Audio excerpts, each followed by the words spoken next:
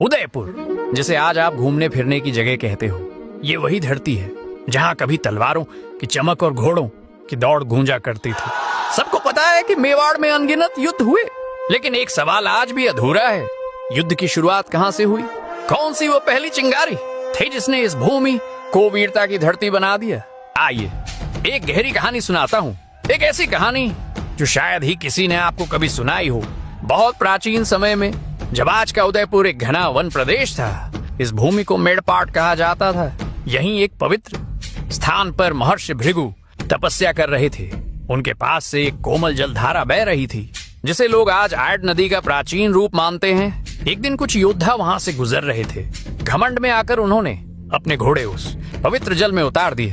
पानी उछलकर महर्षि भृगु के शरीर पर लगा और उनकी तपस्या भंग हो गई। ऋषि ने आंखें खोली।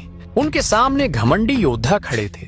विनम्र होने की जगह वे कहने लगे, ये भूमि हमारी है, हम जैसे चाहें वैसे चलेंगे। महर्षि का हृदय गहरे दुख से भर गया। उन्होंने कहा, ये भूमि अब तुम्हारे घमंड को नहीं सहेगी। जहाँ तुम अधिकार जताओगे वहाँ तुम्हें युद्ध ही युद्ध मिलेंगे, अग्नि मिलेगी और न्याय की तलवार कभी शांत नहीं होगी।